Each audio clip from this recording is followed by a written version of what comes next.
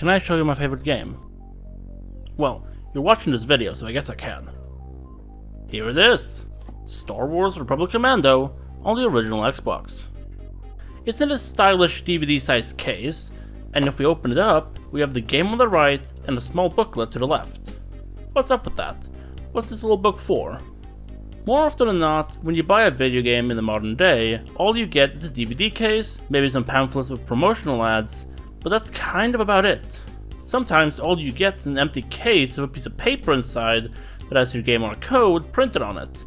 The most notorious case of this in my collection is Black Ops 4 on Battle.net, where my code was printed on a paper disc. This one's used, by the way. If you buy your game digitally, you don't even get a disc. You just get the game and nothing else. But things used to be different, and much more worth your money and time. Around the early 2000s, and I guess starting in the mid 80s, when you bought a game, the game case was almost always filled with the game itself, be it on a compact disc or a ROM cart, extra goodies if you bought the collector's edition, advertisements for other games by the publisher, secrets, trivia, and most importantly, the manual. The video game manual is a sort of lost art, if you will, and their disappearance might have to do with how the gaming industry is changing for the worse. You see, back in the day, games were developed, they were released, and that's how they stayed, bugs and all. A good example is the Spyro games, some of which less polished than others. This brings us back to the manual, and why they worked for these older games. They never changed, for better or for worse. If we look into the manuals, Republic Commando gave you insight to the factions you'd be fighting, your standard issue weaponry, alongside credits to those who helped develop the game in 2005.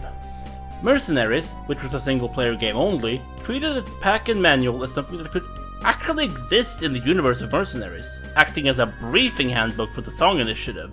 It gives you insight to the factions, a few examples of vehicles and weapons, among other things that could be of interest, alongside a quick summary of the characters you'll be playing as.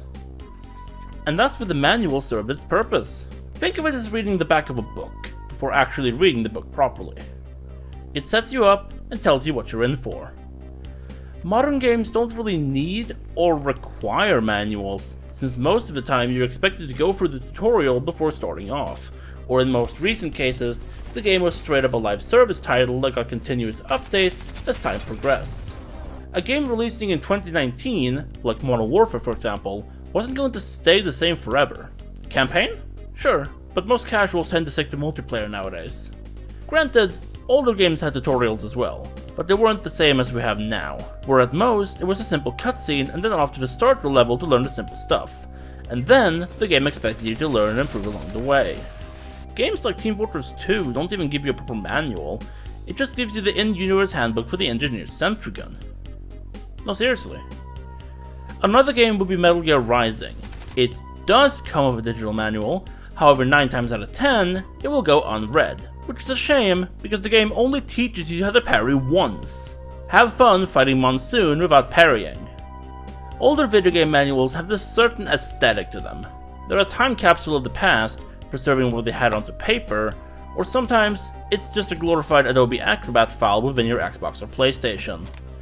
If you ever plan on buying an old game for the PS2, PS3, Xbox, or the Xbox 360, or maybe even an NES or a Mega Drive game, be sure it comes with a manual. You'll be thankful it does.